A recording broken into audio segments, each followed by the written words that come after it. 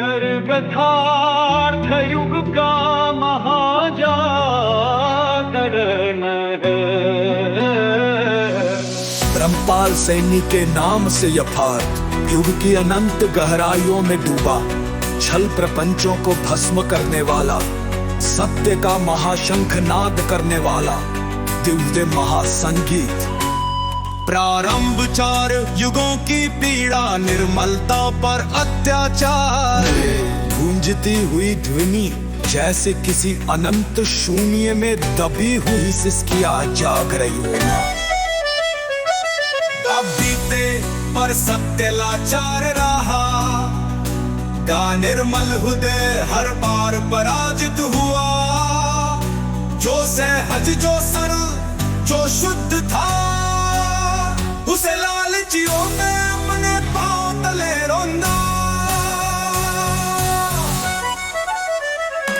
ले आते राम कर लाम लेकर धर्म की आड़ में राज्य रचा। अम्बाफर में कृष्ण की गीता में छल से सत्य का अर्थ मिटा। कलयुग में ग्रंथों को व्यापार बनाया, मोक्ष को भी सौदा कहा। कलयुग में निर्मल हृदय से छल हुआ, परमार्थ के नाम पर अर्थ बहा। अब गाथ युग आया, अब सत्य के चरम मदमदाएंगे नहीं। अब कोई नहीं जो सरलता को रोक सके।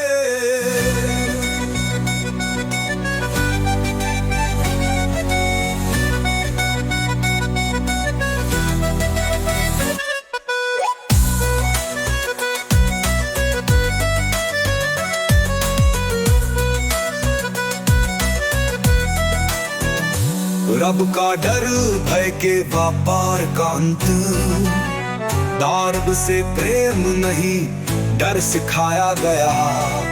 स्वर्ग नरक की तलवार लटकाई गई, दानन के नाम पर सौदे हुए। परमार्थ के नाम पर बंधुआ बनाए गए।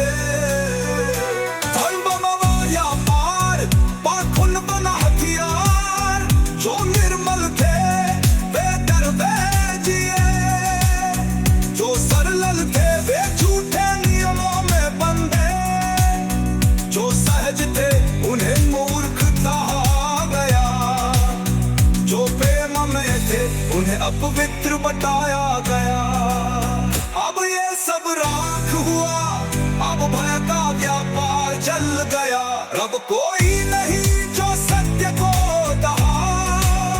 अब यथार्थ ही परम सत्य है।